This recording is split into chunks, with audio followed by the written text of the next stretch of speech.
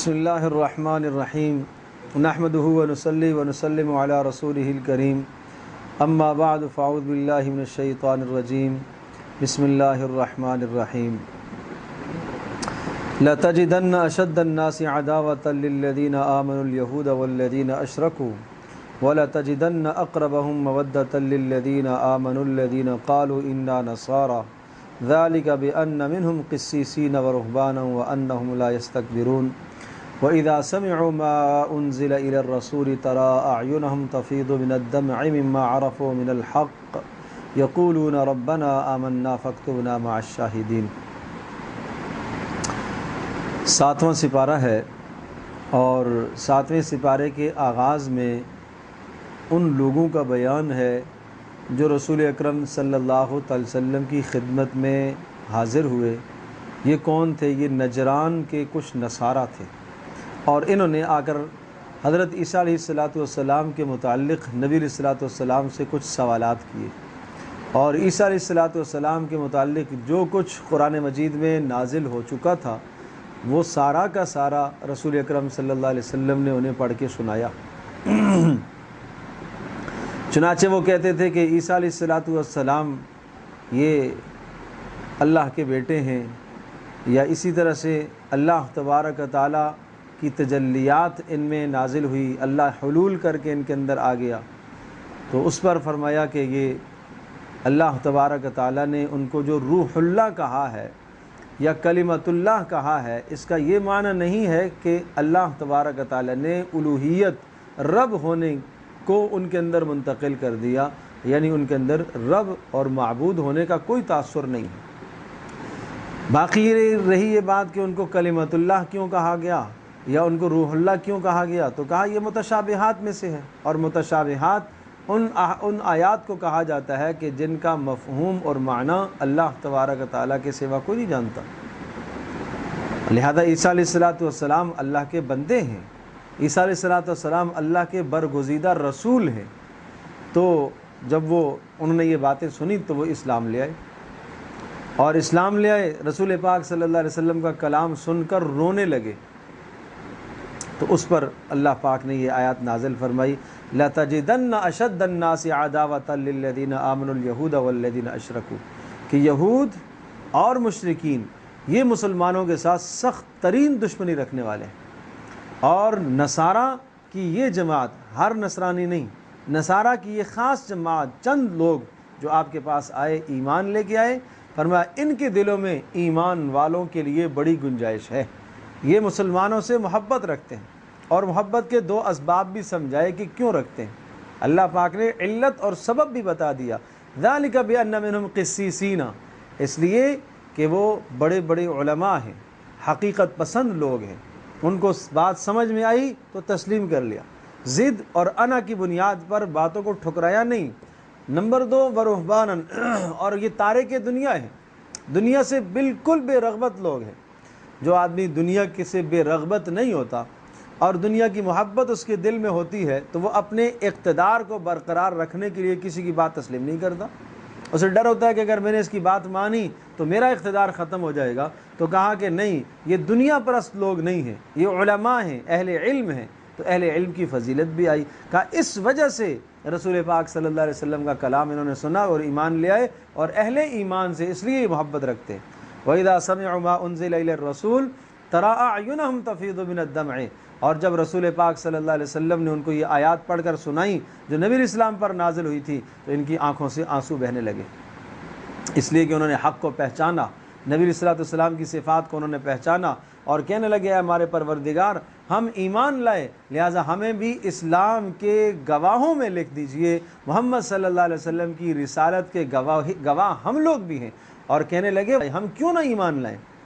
ایمان نہ لانے کی رکاوٹ کیا ہے ہمارے پاس، جب رسول بھی ہمارے سامنے ہے، کتاب بھی ہمارے سامنے موجود ہے، اس رسول اور اس کتاب کے متعلق ہماری کتابوں کے اندر تذکرے بھی آئے ہیں، اور ہم نے ہر طرح سے پہچان لیا، تو اب ہمارے پاس کوئی حجت اور اب ہمارے پاس جو ہے وہ کوئی عذر نہیں بچا، لہٰذا ہم ایمان لانے پر مجبور ہیں۔ فرمایا اس پر فَأَصَابَهُمُ اللَّهُ، اللہ نے ان کے لیے جنتوں کا فیصلہ فرمایا، اور وہ لوگ جو کفر کرتے ہیں اور ہماری نشانیوں کو جھٹلاتے ہیں وہ سخت عذاب میں ہیں، جہنم کے عذاب میں۔ یا ایھا الذین آمنوا، چونکہ سورۃ المائدہ ہے اور سورۃ المائدہ کا خاص مضمون تھا اللہ کے وعدوں کو پورا کرو، اور اللہ کے وعدوں میں ایک بات یہ بھی ہے جن چیزوں کو اللہ نے حرام قرار دیا ہے ان کو حلال مت سمجھو، ان کو حلال مت سمجھو، حد سے تجاوز مت کرو، اور حلال چیزوں کو بغیر کسی سبب کے اپنے اوپر حرام مت کیا کرو۔ حلال چیز کو ایک آدمی نہیں کھاتا، کسی بیماری کی وجہ سے نہیں کھاتا، ٹھیک ہے، کوئی حرج نہیں، پرہیز ہے اسے۔ ایک آدمی حلال چیز کو نہیں کھاتا ہے، طبعاً اس کو وہ چیز اچھی نہیں لگتی، نہ کھائے، کوئی حرج نہیں ہے۔ لیکن ایک آدمی حلال چیز کو اس لیے چھوڑ رہا ہے، ثواب سمجھ کر چھوڑ رہا ہے، تو یقیناً یہ حلال کو حرام کرنے کے مترادف ہے۔ پھر قسم کے مسائل سمجھائے، قسم کا کفارہ، اول تو تم قسموں سے بچا کرو، نہ کھایا کرو، اور اگر قسم کھائی جائے تو پھر اسے پورا کیا کرو، اور اگر تم پورا نہ کر سکے تو پھر تمہیں کفارہ دینا ہے۔ قسم کا کفارہ کیا ہے؟ فَكَفَّارَتُ اِطْعَامُ عَشَرَةِ مَسَاکِین، اگر قسم آپ نے توڑ دی تو 2 وقت کا کھانا 10 آدمیوں کو کھلانا ہے، یہ قسم کا کفارہ ہے، اور درمیانہ معتدل جو آپ اپنے گھر میں کھاتے ہو۔ اور اگر یہ نہیں کر سکتے ہو تو 10 افراد کو آپ کپڑا دے دینا، اور یہ بھی نہیں کر سکتے ہو تو پھر مسلسل 3 دنوں کا روزہ رکھنا، یہ تمہاری قسم کا کفارہ ہے۔ اور پھر سمجھایا بات وہی ہے، اللہ کے وعدوں کو پورا کرو۔ تو آپ اسلام میں داخل ہو گئے ہو، اللہ سے آپ نے عہد کیا تھا، یہ عہد کیا تھا کہ میں تیرے احکام کو مانوں گا، نبی علیہ الصلوۃ والسلام کو اپنا راہبر اور ہادی اور رہنما مانوں گا، تو یہ شراب اور یہ جوئے اور یہ بتوں کے نام نامزد کرنا، یہ کیا چیزیں ہیں؟ پھر یہ کیوں زندگی میں ہیں؟ یہ شراب نوشی کیوں ہے زندگی کے اندر؟ اور یہ تو شیطانی کام ہیں، ان سے بچ جاؤ۔ اور شیطان ان چیزوں کے ذریعے سے تمہارے درمیان میں نفرتیں پیدا کرتا ہے، اور تمہیں اللہ کی یاد سے روکتا ہے، اور تمہیں نماز سے روکتا ہے۔ تمہیں اللہ اور اس کے رسول کی اطاعت کرنی چاہیے، تمہیں شیطان کی پیروی نہیں کرنی چاہیے۔ اور اگر تم نہیں بچے تو سن لو، پھر صاف صاف اعلان ہے، فَاعْلَمُوا أَنَّمَا عَلَىٰ رَسُولِنَا الْبَلَاغُ الْمُبِينُ، ہمارے رسول کے ذمے پہنچا دینا ہے، اور اس نے پہنچا دیا، اور اس نے اپنی ذمہ داری ادا کر دی۔ آگے تم نے کوتاہی کی تو کوتاہی پر پھر تم پکڑے جاؤ گے، تم پوچھے جاؤ گے۔ وَلَنَسْأَلَنَّ الَّذِينَ أُرْسِلَ إِلَيْهِمْ وَلَنَسْأَلَنَّ الْمُرْسَلِينَ، آگے آئے گا سورۃ الأعراف میں اللہ پاک نے گویا کہ قسمیں کھا کر یہ کہا، ہم رسولوں سے بھی ضرور سوال کریں گے، اور ہم قوموں سے بھی ضرور سوال کریں گے۔ ہم قوموں سے بھی پوچھیں گے کہ تمہارے پاس رسولوں نے پہنچایا تھا، تم نے کیوں نہیں عمل کیا؟ پھر حضرت صلی اللہ علیہ وسلم نے بھی شراب کے متعلق یہ ارشاد فرمایا کہ جو شخص شراب کا عادی ہے وہ ایسا ہے جیسا کہ بتوں کی عبادت کرنے والا ہے، اور فرمایا جو شخص شراب کا عادی ہے تو اس کو قیامت کے دن طینۃ الخبال پلایا جائے گا۔ پوچھا گیا طینۃ الخبال کیا چیز ہے؟ فرمایا جہنمیوں کے بدن سے نکلنے والا خون اور پیپ ان کو پلایا جائے گا، یہ بدترین سزا اس کی ہوگی۔ شراب ام الخبائث، تمام کے تمام گناہوں کی جڑ اور بنیاد شراب نوشی۔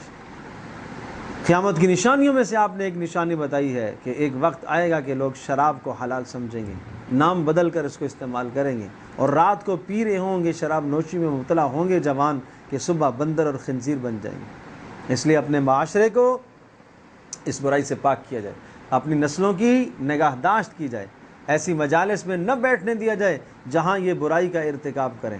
چھوٹی چھوٹی چیزوں سے آگے بڑھتے بڑھتے بڑھتے شراب تک پہنچتے ہیں، اور نہ معلوم کس قسم کی منشیات تک پہنچتے ہیں، اپنی زندگی بھی تباہ کر دیتے ہیں، اپنا ایمان بھی تباہ کر دیتے ہیں۔ یہ ہماری ذمہ داری ہے کہ ہم انہیں سمجھائیں اور بچائیں۔ اور پھر سمجھایا یا ایھا الذین آمنوا لیبلونکم اللہ بشیء من الصید تنالہ ایدیکم، تمہارے سامنے گناہوں کے اسباب آئیں گے، اللہ پاک دیکھنا چاہے گا کہ تم اللہ پاک کے ڈر سے کب گناہوں کو چھوڑتے ہو۔ ایک آدمی تنہائی میں بیٹھا ہوا ہے، اس کے سامنے گناہ کے اسباب ہیں، وہ گناہ کر سکتا ہے، اپنی ایمانی طاقت کی وجہ سے اس گناہ سے رک جائے تو یہ اللہ کے یہاں اجر کی بات ہے۔ اور پھر اسی طرح سے حلال اور حرام کی بات یہ ہے کہ ما جعل اللہ من بحیرۃ ولا صائبۃ ولا وصیلۃ ولا حام، جن چیزوں کو اللہ پاک نے حرام نہیں قرار دیا ان کو تم حرام مت سمجھو۔ بیت اللہ کی تعظیم کرنا، شہر حرام کی تہذیم کرنا یعنی اشہر حرم احترام والے مہینوں کی، اور بیت اللہ کی طرف جو جانور جانے والے جن کو وہاں ذبح کیا جاتا ہے حج کے موقع پر، ان تمام کے تمام جانوروں کی تعظیم کرنا یہ اسلام کا حصہ ہے، یہ شعائر اللہ ہے، اللہ کی نشانیاں، جن چیزوں کو دیکھ کر اللہ یاد آ جاتا ہے یہ ان کی تعظیم کرنا، یہ تمہارے اس عہد کے اندر یہ بات شامل ہے۔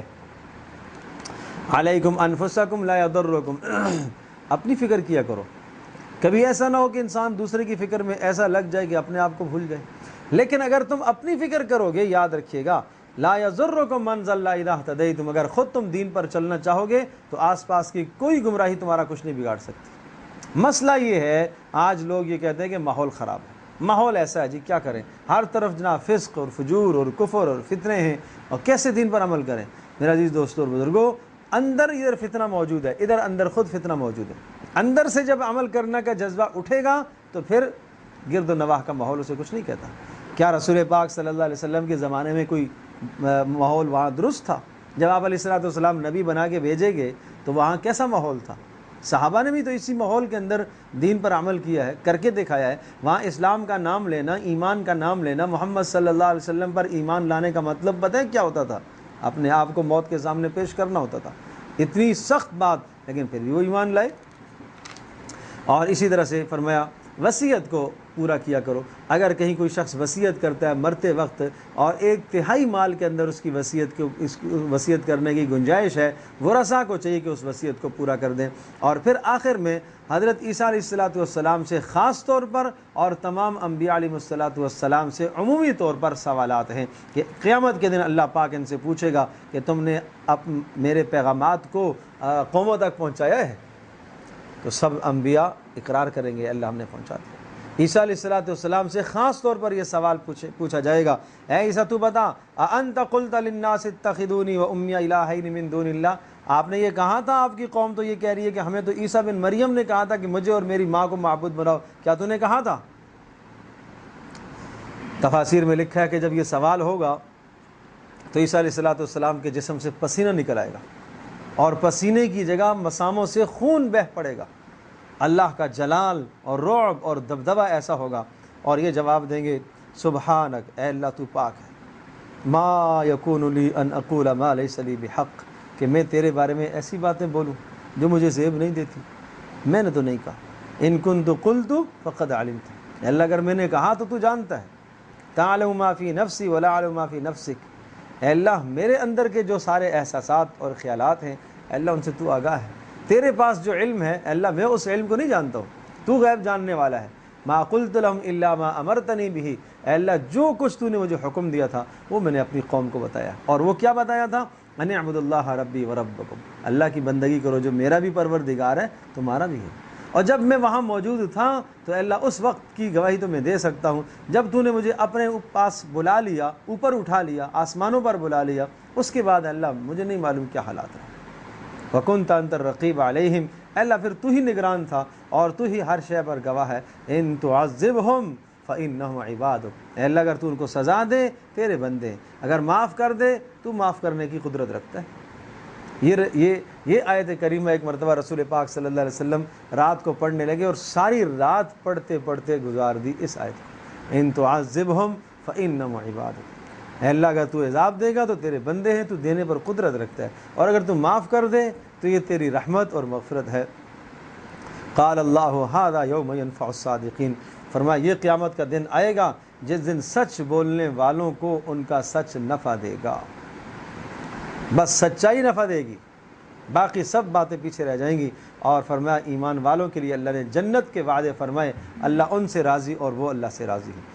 اس کے بعد سورۃ الانعام ہے، سورۃ الانعام اور سورہ اعراف، یہ دو صورتیں ایک ہی طرح کی مکی صورتیں، تو سورۃ الانعام اور سورۃ الاعراف، اچھا دونوں کا ایک خاص انداز ہے کہ سورۃ الانعام کے اندر تذکیر بآلاء اللہ، اللہ کی نعمتوں کو بیان کیا گیا اور ان نعمتوں کے ذریعے سے توحید، رسالت، آخرت پر دلائل دیے گئے، اور سورۃ الاعراف میں التذکیر بایام اللہ، اللہ کے ایام کے ذریعے سے نصیحت کی گئی۔ ایام سے مراد گزشتہ قوموں کے حالات، گزشتہ قوموں کے احوال و حالات۔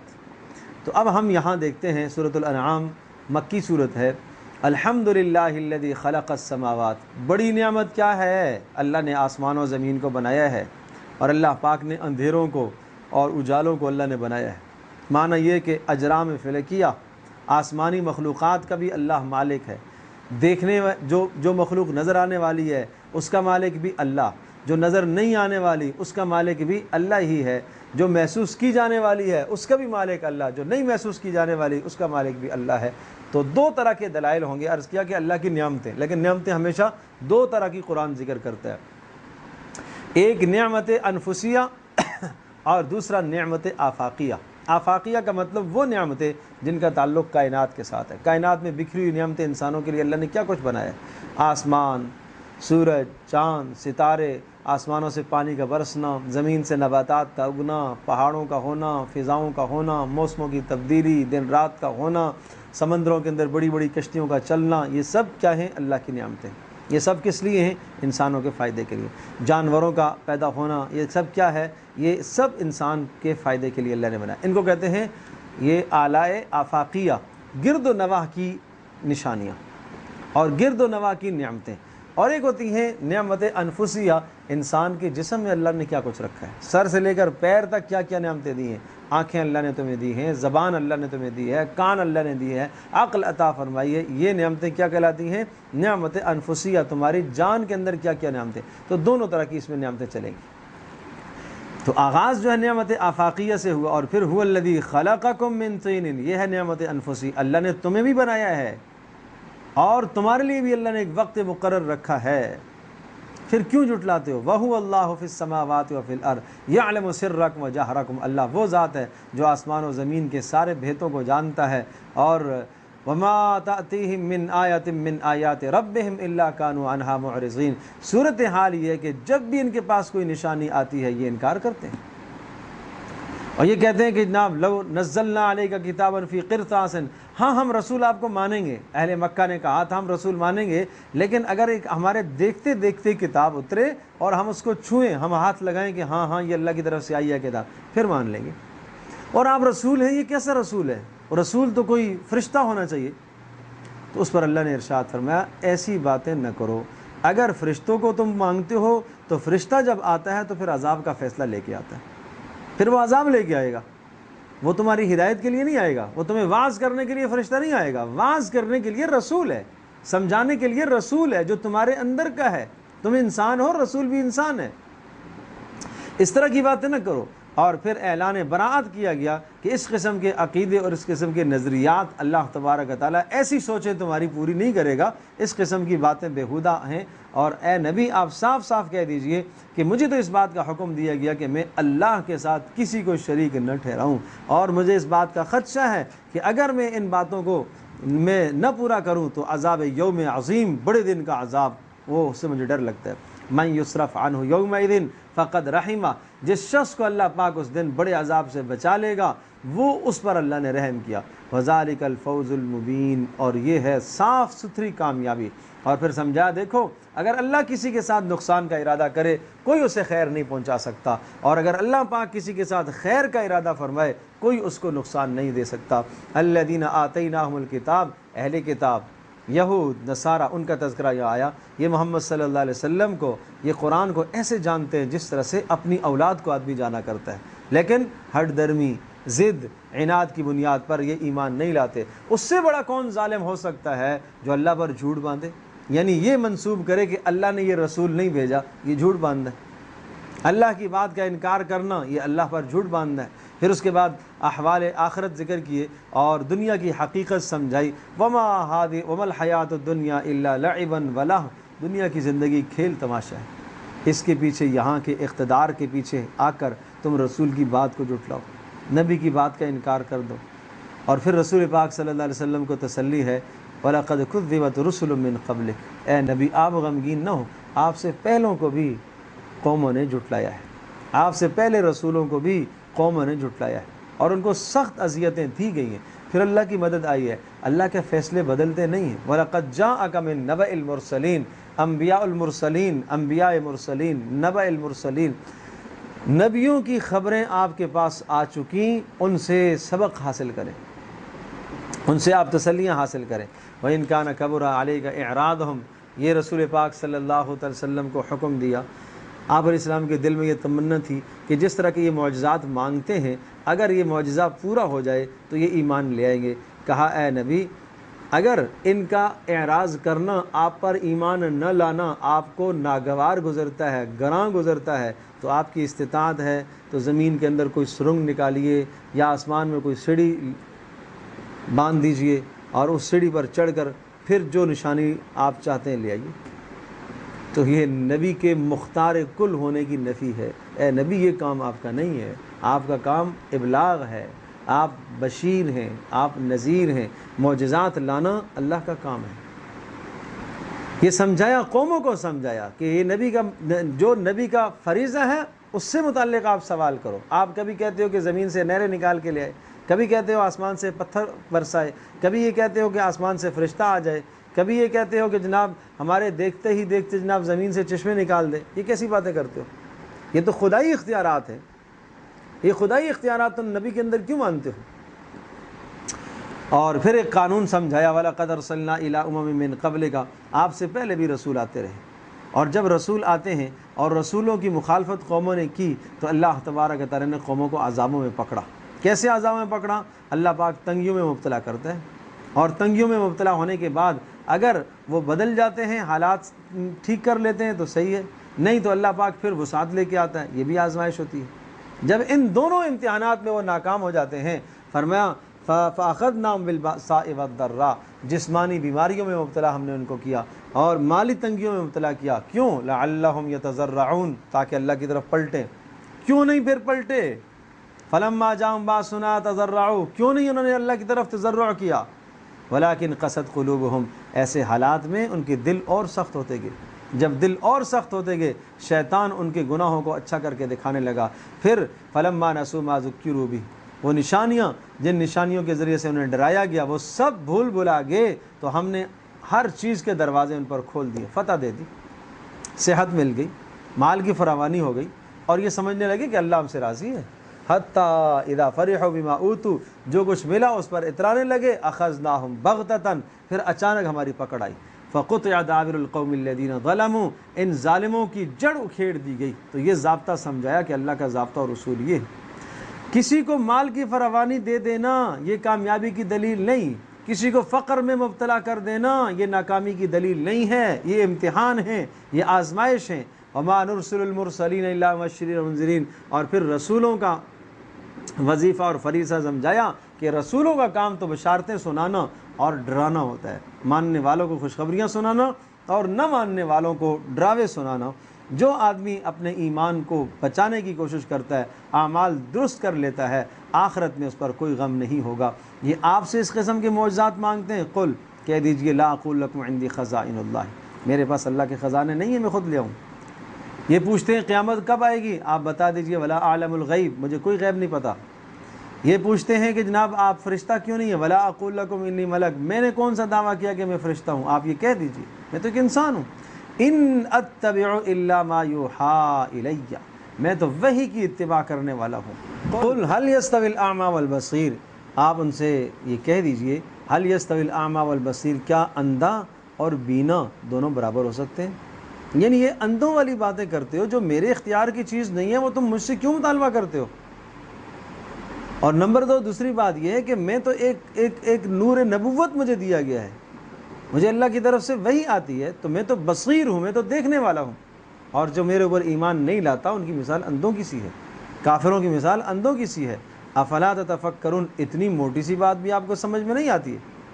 اور کچھ کبھی کبھی آ کر یہ کہتے تھے کہ ٹھیک ہے ہم آپ کی بات ماننے کو تیار ہیں، جی چاہتا ہے آپ کے پاس بیٹھیں ایمان لائیں، لیکن یہ ہم جب آتے ہیں تو آپ کے پاس غریب غربا بیٹھے ہوئے ہوتے ہیں، ان کے ساتھ ہمارا مزاج ملتا نہیں ہے، آپ ان کو ہٹا دیں تو پھر ہم بیٹھ جائیں گے۔ اس پر فرمایا ولا تطرد الذین یدعون ربهم، یہ غریب غربا جن کو آپ کہتے ہو، یہ بلال رضی اللہ تعالیٰ عنہ، یہ صہیب رضی اللہ تعالیٰ عنہ، یہ عمار بن یاسر رضی اللہ تعالیٰ عنہ، اور یہ ابو ہریرہ، یہ لوگ جو ہیں جن کو آپ غریب کہتے ہو اور جن کو آپ سمجھتے ہو کہ ان کے ساتھ ہم میل نہیں کھاتے، ان کے ساتھ ہم نہیں بیٹھ سکتے، یہ تو صبح و شام اللہ کی رضا تلاش کرتے ہیں، اور میں ان کو اپنے پاس سے دور نہیں کر سکتا۔ اگر میں نے ان کو دور کیا تو میں ظالموں میں شمار کیا جاؤں گا۔ یہ تو اللہ کی طرف سے امتحان اور آزمائش ہے کہ اللہ پاک نے اس دنیا کے اندر فرق جو رکھا ہے مراتب کا، وہ تقوی کی بنیاد پر رکھا ہے۔ یہ کوئی چیزیں باہمی، کسی کا غریب ہونا، کسی کا امیر ہونا، کسی کا کس خاندان سے ہونا، کسی کا کس خاندان سے ہونا، یہ وہ اسباب نہیں ہے جو برتری کے اسباب ہیں۔ قل انی نہیت ان اعبد الذین، آپ صاف صاف کہہ دیجئے کہ مجھے تو روکا گیا اس بات سے کہ میں اللہ کے سوا کسی اور کی اتباع کروں، کسی اور کی پوجا کروں۔ قل لا اتبع اہواءکم، میں تمہاری خواہشات کے پیچھے نہیں چل سکتا ہوں، نہیں مانتے ہو تو نہ مانو، میرا کام تھا، میں تمہیں بتا چکا ہوں۔ تو صاف صاف اعلان کروائے، اور آپ علیہ الصلوۃ والسلام کے ذریعے سے ان کو یہ دعوت دلوائی، قل انی علی بینۃ من ربی، اللہ نے مجھے دلائل دے کے بھیجا ہے، دلائل کافی ہیں، لیکن تم نے ان سب دلائل کو انکار کیا ہے۔ قل هو القادر علی ان یبعث علیکم، عذاب کی صورتوں کو سمجھایا، اگر اللہ کا انکار کرو گے اللہ قادر ہے اوپر سے عذاب بھیجے، نیچے سے عذاب بھیجے، وقت پر بارش نہ ہو یا ہو تو حد سے زیادہ ہو، یہ اوپر کے عذاب ہیں، نیچے سے زلزلے ہوں، زمین پھٹ جائے، تم اندر دھنسا دیے جاؤ، یا اوپر کا عذاب ظالم مسلط کر دیے جائیں، نیچے کا عذاب ماتحت تمہارے خائن ہو جائیں، او یلبسکم شیعا ویذیق بعضکم بأس بعض، آپس میں اختلافات پیدا ہو جائیں، افتراق پیدا ہو جائیں، ایک دوسرے کے درمیان میں قتل و غارت شروع ہو جائے، یہ اللہ کے عذاب کی نشانیاں ہیں، یہ سب اللہ کا عذاب ہے۔ وَذَرِ الَّذِينَ اتَّخَذُوا دِينَهُمْ لَعِبًا وَلَهْوًا وَغَرَّتْهُمُ الْحَيَاةُ الدُّنْيَا، اور اے نبی بس آپ چھوڑ دیں جو لوگ دنیا کے اندر پڑے ہوئے ہیں، آپ کا کام سمجھانا، آپ نے سمجھا دیا، باقی ہے کہ ہدایت اللہ پاک کے ہاتھ میں ہے۔ اور حضرت ابراہیم علیہ السلام کا خاص طور پر اور باقی انبیاء علیہ السلام کا عام طور پر یہاں ذکر کرتے ہوئے یوں سمجھیے کہ سارے کے سارے نبیوں کا ان آیات میں تذکرہ آیا۔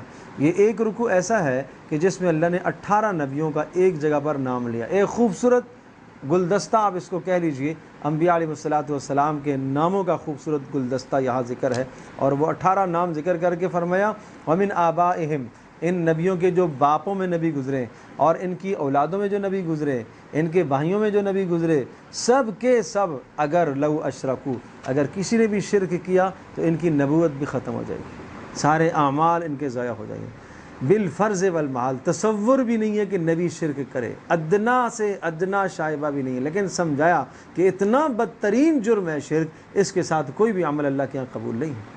یعنی اگر نبی جو بلند مقام پر فائز ہوتا ہے، اگر اس سے بھی شرک کا صدور ہوتا ہے تو اس کا عمل بھی ضائع ہو جائے گا۔ وما قدر اللہ حق قدرہ، در حقیقت شرک کرنا یہ اللہ تبارک تعالیٰ کی قدر و منزلت کو نہ پہچانا تم نے، اور اللہ کی اگر قدر و منزلت کو پہچانتے تو پھر یہ حال نہ ہوتا، اور پھر اللہ پاک نے اپنی قدرت کے دلائل سمجھائے، ان اللہ فالق الحب والنوا، یہ گٹھلی کو کون پھاڑ کے اس سے پودے نکالتا ہے؟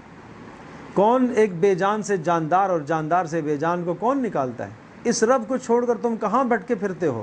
اور کون صبح کو نکالتا ہے؟ رات کی اندھیری اور تاریکی کو ہٹا کر صبح لے کے آتا ہے۔ جعل اللیل وجعل اللیل سکنا والشمس والقمر حسبانا، رات کو کون ٹھہراتا ہے جس میں تم سکون اختیار کرتے ہو، اور دن اور رات کو کون لاتا ہے؟ وَهُوَ الَّذِي جَعَلَ لَكُمُ النُّجُومَ، جس نے تمہارے لیے ستارے بنائے اور ان ستاروں کے ذریعے سے تم راستے حاصل کرتے ہو، فِي ظُلُمَاتِ الْبَرِّ وَالْبَحْرِ، سمندروں میں، صحراؤں میں، جس طرح سے اللہ پاک کے ان ستاروں سے تم فائدہ حاصل کرتے ہو اور راستے پتہ کرتے ہو، اسی طرح سے اللہ پاک نے کوئی ایسے افراد بھی بھیجے ہیں جو تمہیں راستہ بتاتے ہیں، دنیا کی آخرت کا راستہ بتاتے، انبیاء کے ماننے والے۔ وَهُوَ الَّذِي أَنزَلَ مِنَ السَّمَاءِ مَاءً، اللہ تو وہ ذات ہے کہ جس نے آسمان سے بارش برسائی اور اس کے ذریعے سے نباتات کو اگایا، قسمہ قسم کے پھل اور قسمہ قسم کے ذائقے، یہ دیکھتے نہیں ہو؟ انظروا إِلَى ثَمَرِهِ إِذَا أَثْمَرَ وَيَنْعِهِ، یہ پھل کون پکاتا ہے، کون ان میں ذائقے بھرتا ہے، کون ان میں رنگ بھرتا ہے۔ إِنَّ فِي ذَلِكَ لَآيَاتٍ، یہ إِنَّ فِي ذَلِكُمْ، اس میں نشانیاں ہیں ایمان والوں کے لیے کہ یہ سب کچھ اللہ کا کام ہے۔ جب یہ سارا کام اللہ کا ہے تو پھر بندگی کا مستحق بھی وہی ہے۔ بدیع السماوات والارض، اسی نے آسمانوں اور زمینوں کو بغیر نمونے کے بنایا ہے، کیسے اس کی اولاد ہو سکتی ہے؟ اس لیے کہ وہ تو بیوی سے پاک ہے۔ ذالکم اللہ ربکم، یہ تمہارا پروردگار ہے، ہر شے کا خالق، اسی کی بندگی کرو، اور وہ ہر چیز فَهُوَ عَلَىٰ كُلِّ شَيْءٍ وکیل، اور ہر وہ چیز پر کارساز اور کام بنانے والا ہے۔ اچھا ہے کہاں؟ لا تدرک الابصار، تمہاری آنکھیں اسے نہیں دیکھ سکتی، وَهُوَ يُدرِكُ الابصار، وہ تمہیں دیکھتا ہے۔